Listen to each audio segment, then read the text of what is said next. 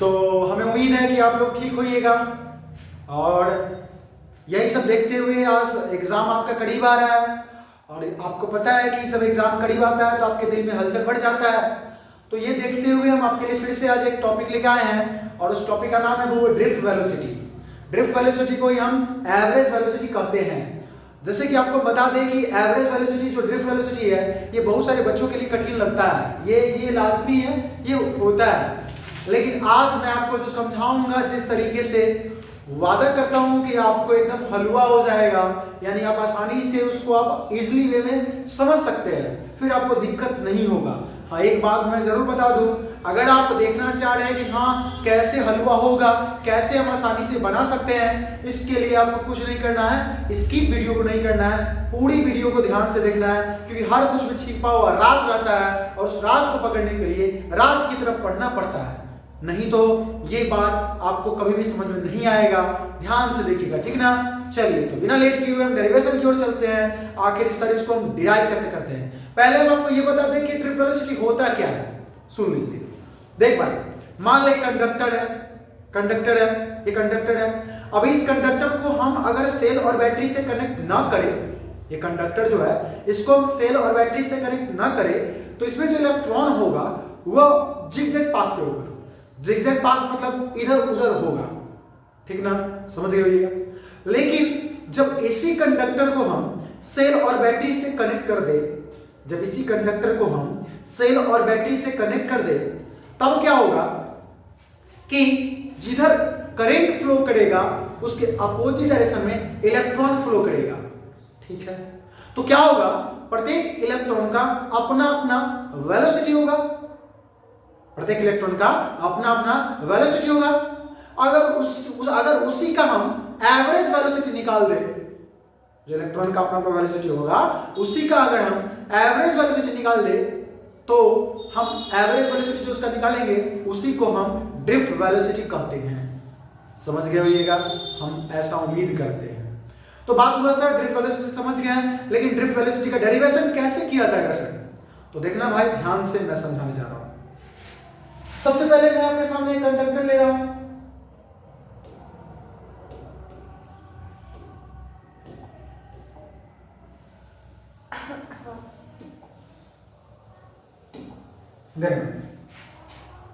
सबसे पहले मैं एक कंडक्टर लिया,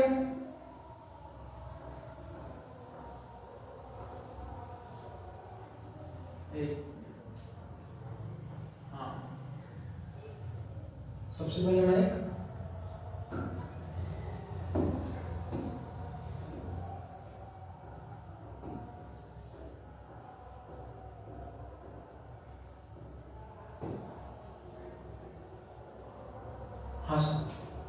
कंडक्टर लीजिए, मान लीजिए कंडक्टर। अभी क्या होगा, अब इसको सेल और बैटरी से नहीं कनेक्ट किए हैं तो इसमें जो इलेक्ट्रॉन होगा वह जिगजैग पाथ पे होगा। जिगजैग का मतलब होता है इधर उधर होगा, ठीक है सर। जब हम कंडक्टर लिए और इसका जब ये अभी हम सेल और बैटरी से नहीं कनेक्ट किए तो इसके अंदर जो इलेक्ट्रॉन है वह जिगजैग पाथ पे है। लेकिन जब हम इसी कंडक्टर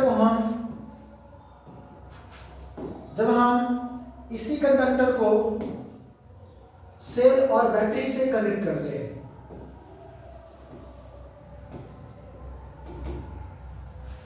जब इसी कंडक्टर को हम सेल और बैटरी से कनेक्ट कर दें तो आपको पता है बड़ा वाला होता है प्लस, छोटा वाला होता है माइनस। तो आपको पता है प्लस से फ्लो करता है, यानी करंट इधर से जा रहा होगा, ठीक है सर। तो क्या होता है, तब इलेक्ट्रॉन, आपको तो मैं बता दिया कि करंट के अपोजिट डायरेक्शन में जाता है, तो इलेक्ट्रॉन, इसमें जो इलेक्ट्रॉन है वह इधर फ्लो करना शुरू करेगा, क्योंकि करंट के अपोजिट डायरेक्शन क्या फ्लो करना शुरू किया, इलेक्ट्रॉन फ्लो करना शुरू करेगा। तो सुनो एगो बात बताओ, गांव घर में देखे छो प्रसादी लेवे कहीं मार दे होइए, कहते धक्का धुकी हुई, पहले हम लेवे। तो जब धक्का धुकी होगा तो देखते हैं समय बढ़ जाता है, जो चीज़ बढ़ना चाहिए 5 मिनट में वो बढ़ता है 10 मिनट में। तो देखिए कहना ये चाहते हैं कि जब धक्का धुक्की होना शुरू होगा, क्योंकि इधर से करंट फ्लो कर रहा है, उधर से इलेक्ट्रॉन आ रहा है, धक्का धुक्की जब होगा तो टाइम लगेगा, और उसी टाइम को हम रिलैक्सेशन टाइम कहते हैं।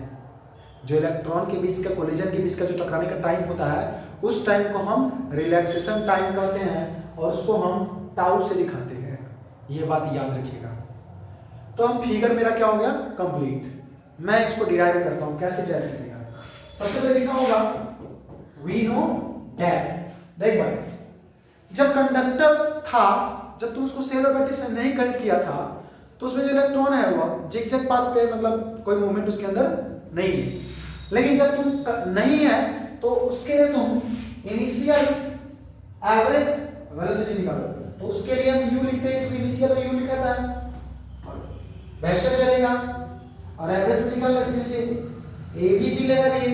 एवरेज हो जैसे मतलब पहला में निकालेंगे तो u1, ठीक है, दूसरा में निकालेंगे तो u2, ठीक है, तीसरा में निकालेंगे तो u3, ठीक है। इसी तरह से मेरे भाई कहां तक जाएगा, un तक जाएगा, और n तक गया, और एवरेज निकाल रहे हैं, इसीलिए यह नीचे क्या लिखाएगा, n लिखाएगा। और ये इनिशियल है, और इनिशियल जो रेस्ट में है, तो ये कहानी किसके बराबर होगा, 0 के बराबर होगा। और इसको हम इक्वेशन में कितना मान लेंगे, 1 मान लेंगे। मान लिए, हाँ सर मान लिए। अब क्या करना चाहते हैं, अब कहना चाहते हैं कि तुमको लिखना होगा एक और फॉर्मूला इस केस के लिए। सर वो कौन फॉर्मूला, तुम लिखे वी ऑल्सो नो दैट, हम लोग जानते हैं कि मेरे भाई एक फॉर्मूला होता है E बराबर एफ बाई क्यू। फॉर्मूला होता है E बराबर एफ बाई क्यू। नहीं याद है तो याद कर लीजिएगा। फॉर्मूला होता है, चैप्टर 1 में पढ़ना है, इलेक्ट्रिक फील्ड इंटेंसिटी में E बराबर एफ बाई क्यू। मेरे भाई अगर हम बोले एफ बराबर क्या हो जाएगा, ऐसे क्यू इंटू ई वेक्टर हो जाएगा। हाँ सर हो जाएगा। मेरे भाई अब ध्यान से सुनना, यहाँ पे जो क्यू है वो इलेक्ट्रॉन है ना, इलेक्ट्रॉन, क्योंकि चर्चा तो इलेक्ट्रॉन का कर रहे हैं।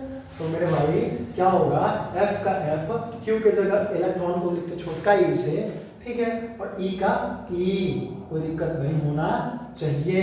और इक्वेशन इसमें कितना मान लिए, 2 मान लिए, ठीक है सर। अब क्या करना है, अब मेरे भाई बता, जब तू बैटरी से कनेक्ट किया है तो उसके अंदर मूवमेंट शुरू हुआ है, तो उसके लिए एक और फॉर्मूला लगाना हो मूवमेंट के लिए, फोर्स का फॉर्मूला। वो क्या, तो लिखना पड़ेगा वी ऑल्सो नो दैट, हम लोग जानते हैं कि फोर्स बराबर फॉर्मूला होता है मास इनटू एक्सेलरेशन। एक फॉर्मूला होता है फोर्स बराबर मास इनटू एक्सेलरेशन, ठीक है। हाँ सर, इसको इक्वेशन में कितना मान लिए, 10। मेरे भाई जब तुम 2 और 3 को लिख लिया, सर अब हम क्या करेंगे, आराम से बताएंगे, कोई हड़बड़ाहट नहीं। तो लिखना पड़ेगा नाउ फ्रॉम इक्वेशन 2 एंड 3, 2 और 3 को ध्यान से देखेगा तो क्या करेंगे, तो F और F कहानी खत्म हो जाएगा, यानी ये लिखा जाएगा, क्या लिखाएगा वो, M A बराबर E बड़का ए लिखा जाएगा। हाँ सर लिखा जाएगा।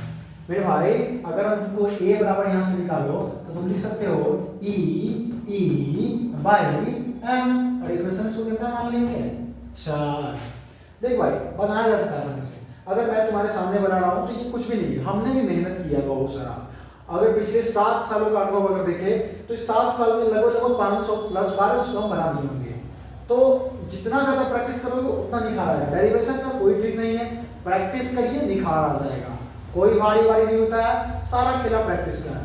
इतना बार ये बन जाता है ना, हर साल वही काम, हर साल मान लीजिए एक बैच है उसमें एक डेरिवेशन को 15 बार 20 बार कई सारा बार बताना पड़ता है, एक बचा है एक बच्चा बताना पड़ता है। तो क्या होता है कि बार बार ये रिकॉल होते अगर हम सोए भी रहे और तुम उनसे सुतने में पूछो, हो सर जी हो एक बात की होते, तो यूं बता दूंगा। रीजन एक कर एक ही गो है, मंत्र एक ही है भाई। बार बार तुम किसी चीज को देखोगे तो उससे लगाव हो जाता है। तो यही लगाव हो गया इससे। अगर सोए हुए हैं फिर भी यही चीज घूमता है, सपना भी घूमता है कभी कभी, तो कुछ भी नहीं है, ध्यान से देखना। तो सर हम इक्वेशन कितना तैयार किए, 4। तो अब क्या करेंगे सर, चिंता नहीं करेंगे भाई, इसको थोड़ा हम छोटा कर देते हैं। छोटा कर लिए और इसको थोड़ा घसका देते हैं। ठीक है सर। अब क्या करें? अब सुनना मेरे भाई, क्या सर? अब मेरा क्वेश्चन नंबर 4 तैयार हो गया। ये कहानी अभी हम इनिशियल में निकाले हैं, अब कहानी को फाइनल में ले चलेंगे। तो देख मेरे भाई, लिखना पड़ेगा वी नो दैट, हम जानते हैं कि एक फॉर्मूला होता है v बराबर u plus A T. v बराबर u प्लस ए टी। एक बात आपको बता दें, ये फॉर्मूला तब लागू होता है जब एक्सेलरेशन कांस्टेंट होता है, और ये क्लास 11 में पढ़ना था और क्लास 9 में पढ़ना था, लेकिन मैं बताया हूं कि यह फॉर्मूला तब लागू होता है जब एक्सेलरेशन कांस्टेंट होता है। तो हमने फॉर्मूला लिखा v बराबर u प्लस ए टी। तो सुनना ध्यान से, v मतलब पहला अगर लिखना है तो लिखेंगे v1 बराबर u1 प्लस a1 नहीं लिखेंगे। काहे नहीं लिखेंगे? क्योंकि मैंने बोला एक्सेलरेशन कांस्टेंट होता है तो a का a और t1 लिख सकते हैं। इसी तरह से हम लिखेंगे मेरे भाई v2 बराबर u2 प्लस a t2। इसी तरह से लिखेंगे हम v3 बराबर u3 प्लस a t3। अब क्या होगा? इसी तरह से चलते जाएगा, यानी कहां तक चलते जाएगा? इस तरह से सो ऑन चलते जाएगा, और vn बराबर लिखा जाएगा मेरे भाई un plus a t n। कोई दिक्कत नहीं होना चाहिए। हाँ सर, कोई दिक्कत नहीं। अब क्या करेंगे? अब मेरे भाई तुमको मैं बता रखा हूं कि एवरेज निकालना पड़ता है, तो अभी हम इनिशियल निकाल चुके हैं, फाइनल निकालेंगे। तब लिखेंगे नाउ एवरेज वेलोसिटी फाइनल में, तो उसके लिखना पड़ता है v एवरेज यानी v1 plus v2 plus v3 so on, चलते चलते कहां तक जाएगा? vn तक, और एवरेज में n तक निकाल रहे हैं, इसीलिए इसके नीचे भी क्या लिखाएगा? n लिखाएगा। ठीक है सर? हाँ ठीक है। v एवरेज ठीक है सर। अगर हम बात करें v1 का, तो v1 क्या है? u1 प्लस a t1, तो v1 की जगह लिख देंगे u1 plus a t1। v2 क्या है? u2 plus a t2, u2 plus a t2।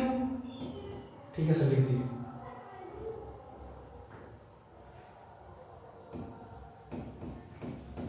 ठीक है। इसी तरह से v3 क्या है? v3 तो देखिए वहां पे लिखा होगा u3 दिख रहा है, यहाँ पे u3 plus a t3 so on, चलते जाएगा। अब हमको vn का मान लिखना होगा, तो vn क्या है? यहाँ पे vn यहाँ पे वो लिख देंगे वहां पे।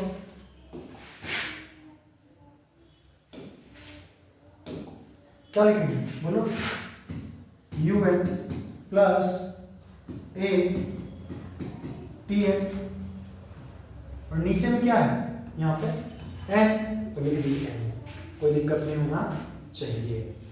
अब क्या करेंगे सर? अब मेरे भाई ध्यान से देखना, v एवरेज यहाँ पे u वाला टर्म को एक साथ और t वाला टर्म को एक साथ लिखेंगे, यानी हम लिखेंगे u1 plus u2 plus u3 so on, कहाँ तक आने दिया था? un तक, और दोनों में n है इसलिए n लिखेंगे। ठीक है। और t वाला टर्म को एक साथ, लेकिन सब में a कॉमन है, तो a कॉमन को बाहर निकाले और तब लिख दिए t1 plus t2 plus t3 so on, कहाँ तक? tn तक, और y क्या कर दिए? n कर दिए। कोई दिक्कत नहीं सर, कोई दिक्कत नहीं। मेरे भाई एक बात ध्यान से सुनना, u1 plus u2 plus u3 un by n 0 आया था, देखा था कि हम 0 लिख सकते हैं। चलो दिखाते हैं, देखो यहाँ पे देखो 0 है, इसके जगह हम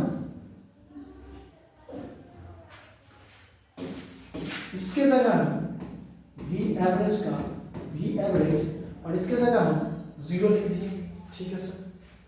प्लस है, प्लस लिख दिए, a का a लिख दिए, और मैं आपको बोला था कि जब इलेक्ट्रॉन टकराता है तो जो टाइम लगता है उस टाइम को रिलैक्सेशन टाइम बोलते हैं। तो n टाइम तक चर्चा हो रहा है तो हम बोलते हैं रिलैक्सेशन टाइम को टाउ से दिखाते हैं। इस पूरे टर्म को हम टाउ से दिखा दिए हैं। यानी मेरा फाइनली v एवरेज, इसी को हम vd भी बोल सकते हैं, ड्रिफ्ट वेलोसिटी क्या है, a टाउ। ठीक है सर, इसको इक्वेशन में कितना मान लें, कितना मान चुके हैं जरा देख लेते हैं।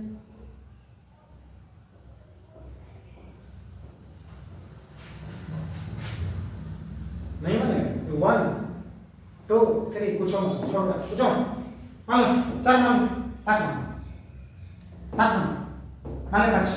5।